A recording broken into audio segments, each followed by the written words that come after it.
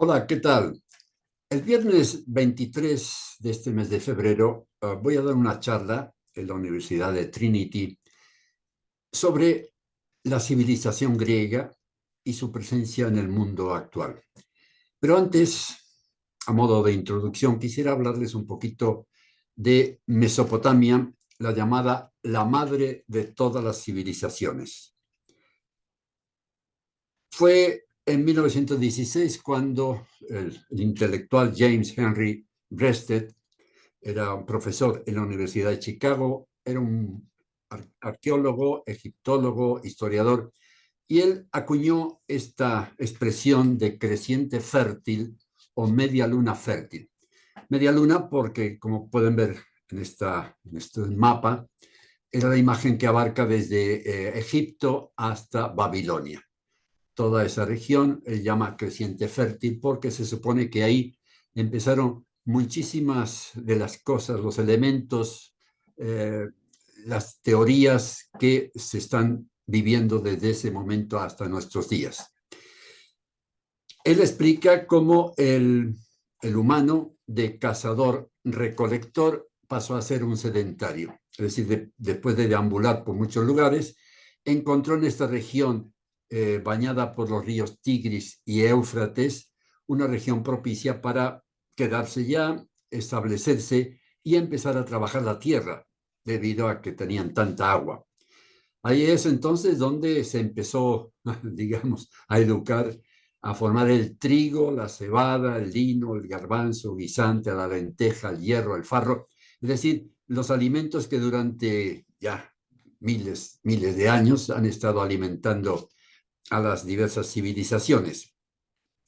También allí fue donde por primera vez se logró amaestrar al lobo para dar el origen del perro. El perro es gran amigo del hombre desde entonces hasta hoy día, cada vez más. Perro del cual se han hecho ya 343 razas de perros que hay en todo el mundo. Ese fue el primero de los animales, pero después, al mismo tiempo, poco después, ya también la vaca, la cabra, la oveja, el cerdo y sobre todo el caballo que fue también otro gran amigo y compañero del hombre en sus trabajos y en sus diversiones. En ese momento también, siempre como primera vez en nuestra civilización, se descubrió la cerámica. La cerámica fue muy importante en ese momento porque ya en ella se pudieron guardar las semillas para otro tiempo, se pudieron guardar también el agua, ya no tenían que ir al río, a diversos arroyos para tomar el agua, sino la podían llevar de un lugar para otro. Y después también le sirvió para cocinar, muy importante porque fue por primera vez cuando el ser humano ya no tenía que asar los alimentos o las carnes, sino que ya podían calentarla, cocinarla y hacerlo más digerible y más fácil de masticar. Fue allí entonces donde empezó a crearse, en primer lugar, la familia, por supuesto. Varias familias formaban un clan, después ya vino la tribu, la aldea, hasta que ya se empezaron a formar las primeras ciudades de nuestra civilización. Allí fue sobre todo esta gran ciudad de Uruk, en la cual hubo un momento en que tuvo 40.000 habitantes, una cosa extraordinaria en esa época, hace miles de años antes de Cristo. Después se fundó el reino, el imperio, etcétera. Claro, con toda esta actividad, sobre todo la agricultura, que fue el principio, en la agricultura no solo empezó a tener el hombre suficiente para alimentarse cada día, sino que después de una buena cosecha tenía demasiado alimento. Entonces se empezó a conservar, eso fue muy importante, a conservar por si venían momentos difíciles poder utilizar esos alimentos y por otro lado para el comercio. Y con el comercio surgió la escritura. Necesitaba el hombre tener un registro de lo que hacía, de lo que cambiaba, de los intercambios, y se descubrió hasta por primera vez una escritura en nuestra civilización occidental, 3.200 años antes de Cristo, hecha de unas tablillas de barro fresco, se grababan con unos pinzones, con unas cuñas, por eso se dio el nombre de cuneiforme años después, Estas eran largas o cortas, también se usaba el círculo y las rayas. Lo interesante es que se podía aplicar a diferentes idiomas, como hoy día nuestro alfabeto latino se puede utilizar para hablar español, inglés o alemán. Así también en ese momento. Junto con esta ya agricultura, la sociedad se va formando y se necesitan leyes. Y el primero que estableció unas leyes fue Hammurabi, rey de Babilonia, que en el año 1795 y 1750 ya estableció las leyes para gobernar. Había que tener leyes para que no sucediera el caos, un caos que era temible desde el origen del hombre. Y todas esas leyes, nada menos que 282, las quedó grabadas en lo que se denomina el Código de Hammurabi, en esta estela que justo se descubrió a principios del siglo XX en Susa, en la región, y que hoy día está en el Museo Louvre de París.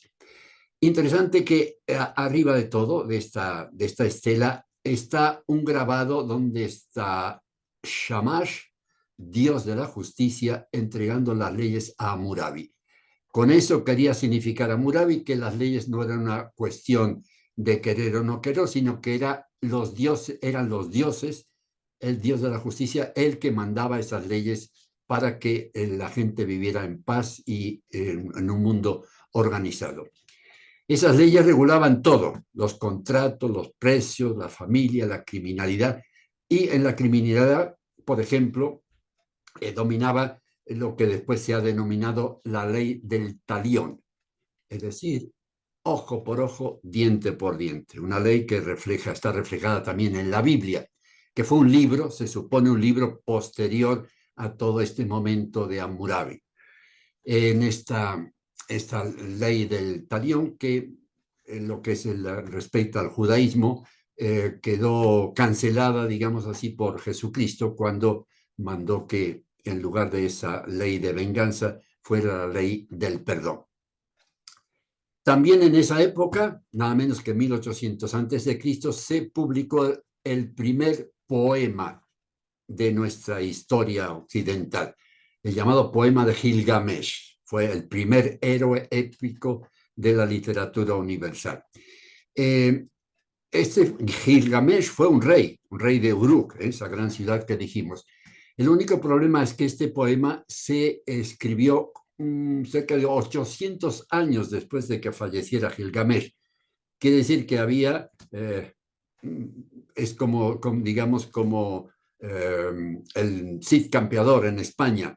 Fue un personaje histórico, pero después la leyenda hizo que se publicara el poema y se completara esa realidad con muchas cosas que imaginadas. Lo mismo sucedió con Gilgamesh.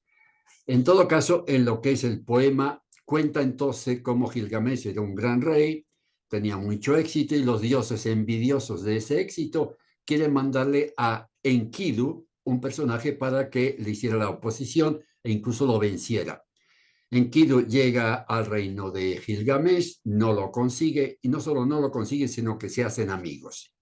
Después sucede con la diosa Inanna, que se enamora de Gilgamesh y manda a Gilgamesh, no quiere saber nada de ella, entonces ella manda venir al toro del cielo, que era su cuñado, para que lo vengara, pero resulta que Enkidu lo vence y entonces los dioses en castigo hacen morir a Enkidu, al gran amigo de Gilgamesh. Y ahí empieza entonces un gran problema, que es, algunos dicen también, el primer momento filosófico del ser humano, porque Gilgamesh empieza a pensar sobre la existencia, por qué morir, para qué se nace, en qué consiste la vida. Un poco fue el mensaje que después nos daría Segismundo en la gran obra de Calderón, esa reflexión suya, ¿qué es la vida? Un frenesí, una sombra, una ilusión, y el mayor bien es pequeño, que toda la vida es sueño y los sueños son. Más o menos es lo mismo que podía haber pensado Gilgamesh. Entonces, para descubrir por qué el hombre moría, pues va investigando por todos lados y hasta llegar al sabio Utnapishtim. Este señor era el único ser humano que había sobrevivido al diluvio universal y por tal razón los dioses le concedieron la vida eterna, ser casi semejante a ellos. No, dice que no puede darle esa eterna juventud.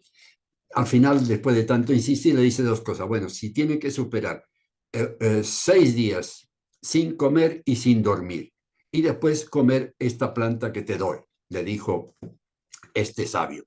Resulta que el pobre Gilgamesh aguantó los 6 días sin comer y sin dormir, pero al sexto día ya se quedó muerto, se quedó dormido, de sueño, de cansancio. Y en ese momento viene una serpiente, se come la planta y él se queda sin la eterna juventud. Un mensaje también de cómo las serpientes mudan su piel cada cierto tiempo, como que mantienen así su juventud. Ahí aparece también por primera vez la serpiente, que después sería un personaje, un animal presente en muchos mitos y leyendas, en este caso también en la Biblia. Total que Gilgamesh ya reconoce en uno de los momentos de este poema, dice, cuando los dioses crearon a los hombres, decretaron que estaban destinados a morir y han conservado la inmortalidad en sus manos. Así que el hombre se queda siendo mortal. Aquí también interesante esta tablilla sobre el diluvio que está en el poema de Gilgamesh, como el diluvio fue uno de los mitos que aparecieron en esta época y que después se repitió en muchas civilizaciones. También está el tema relacionado con Mesopotamia, el tema del indoeuropeo.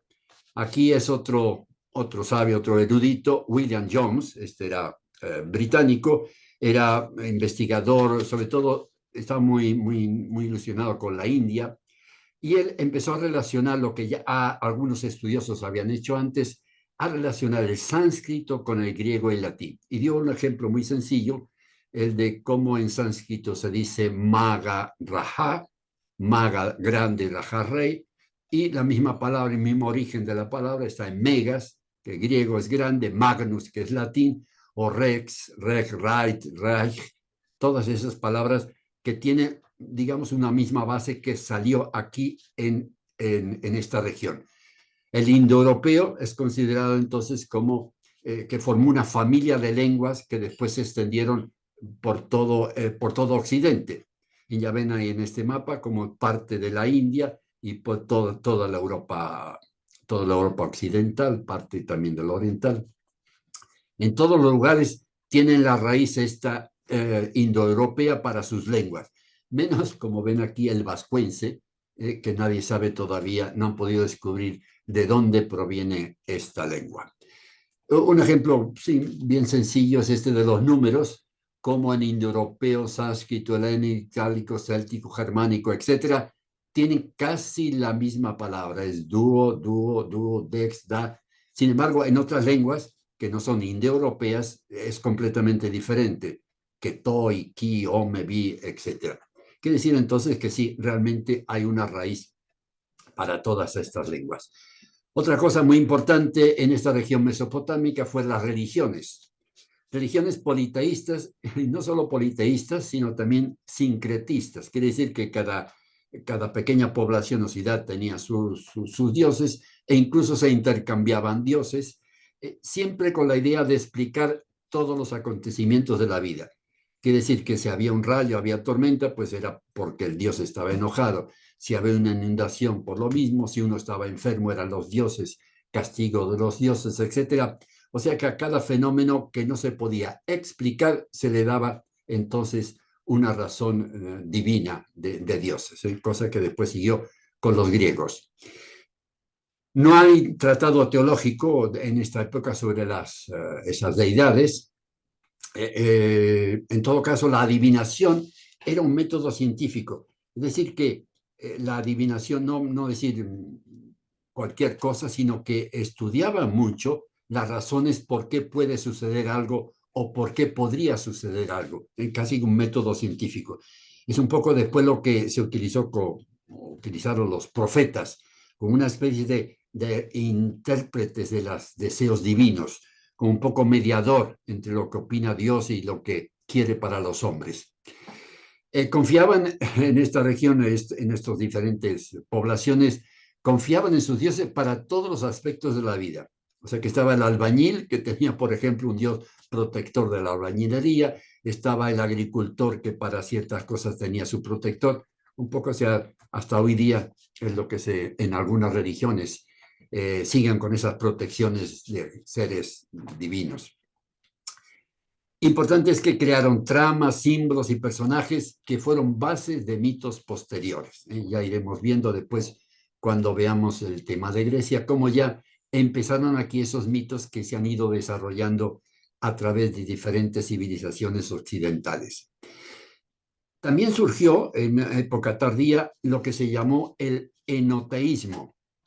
Eno por uno y teísmo por Dios, es decir, un Dios único y dominante en algunos estados, en algunas ciudades-estado. Pero fue muy concreto también en Egipto el rey Akenatón, que veneró a Atón, es decir, el dios Sol, como divinidad única y divina, exclusiva, en lo que se dice que si fue un monoteísta o no. En todo caso, hay rasgos, por ejemplo, en esta escultura o grabado en piedra, de Akenatón y Nefertiti adorando al dios Sos, a Atón. En todo caso, también en esta época empezaron con los templos, que después han sido dominantes desde entonces en toda la civilización, en todas las regiones. Un templo siempre en la altura para tener la mayor cercanía, estar lo más cercano de Dios. Un poco lo que fue también después el mito de Babel, la torre de Babel. Y ahí surgió importante un personaje en Ur, que fue una ciudad de Mesopotamia, una de las grandes ciudades de Mesopotamia, un personaje que se supone que era descendiente de Noé, de la 10ª generación de Noé, y este señor parece que se llamaba Abraham, recibe un mensaje de Dios, de un Dios que le habla y quiere hacer un trato con él. Y en síntesis será: tú me tienes a mí como Dios único y yo te voy a ayudar y voy a hacer que tus generaciones duren para siempre. Vete a la tierra que te mostraré y haré de ti una gran nación, dice la Biblia. Ur, en esa época, históricamente sí salían muchos pueblos, era un poco la ganadería transhumante lo que se utilizaba, entonces se iban con sus ganados, y así lo hizo este personaje, Abraham, que salió de Ur con su padre y su sobrino Lot, dice la Biblia, que para esos casos es la única historia que tiene de todo esto, o sea que si se acepta la Biblia, se acepta, si no, no son personajes, digamos, históricos en el sentido que se suele utilizar. Entonces dice la Biblia que salió de Ur y fue entonces hasta Harán, donde permaneció varios años. Allí falleció el padre que por cierto, cuando falleció tenía 205 años, y entonces él siguió camino a la tierra que le había prometido Yahvé, el Dios único, y siguió entonces ya con Sara, fue su esposa, y con Lot, siempre su sobrino. Llegaron a esta tierra, bueno, ya saben toda esa historia, no tengo que repetir. Lo único interesante e importante es, bueno, lo que sabemos que no tenía hijos con Sara, entonces Sara le dijo que podía tener hijos con Agar, que conociera, como se utilizaba en la Biblia, conociera a Agar, la mujer, que le dio por hijo a Ismael. Más tarde Sara tiene a Isaac, y el gran problema es el sacrificio de Isaac. Los judíos, por ejemplo, dicen que el trato de Dios, de Yahvé, completo con su pueblo, ya el trato, digamos, el final del trato, el definitivo, sucedió después de el que no fue sacrificio de Isaac. Sin embargo, para los musulmanes dicen que no no se trató de Isaac, sino que fue Ismael, que había nacido antes que Isaac, y que el trato definitivo de Dios con los hombres fue a través de Ismael. Es la gran polémica que me imagino que eso nunca se va a resolver. En todo caso, salieron de ahí los dos pueblos, el pueblo judío que siguió entonces con Isaac y después el pueblo, supone, musulmán, que para ellos es el origen acá en Ismael. Quiere decir que desde entonces hasta ahora ha habido un solo Dios para estas tres religiones diferentes, porque los musulmanes admiten entonces a Abraham como un profeta. Para ellos el primer profeta fue Adán y el último fue Mahoma. En todo caso aceptan muchas cosas de la Biblia, Antiguo Testamento, pero hay muchas cosas diferentes. O sea, son las religiones abrahámicas, todas son las tres religiones del libro, porque cada una tiene su libro, la Biblia, Antiguo Testamento, Nuevo Testamento, y para los musulmanes el Corán. Hay cosas semejantes al monoteísmo, aunque los árabes y los musulmanes y los judíos dicen que la religión cristiana no es completamente monoteísta porque tiene la Trinidad. Pero bueno, se acepta como monoteísmo. Las tres tuvieron una revelación divina, tienen tradición profética, como hemos visto, y una orientación ética en sus mandamientos, en su vida. Pero tienen muchas cosas también diferentes. Por ejemplo, la posesión de la verdad. Cada uno de ellos dice que tiene la verdad. El nombre de Dios lo utilizan cada uno, pero de diferente manera. La interpretación de la Biblia, de los hechos históricos, también a veces cambia, incluso entre cristianos y judíos. Y también, cosa bastante negativa, es que en las tres religiones hay los ultras, que son los que quieren cumplir al pie de la letra unas normas que ya hoy día han pasado de tiempo.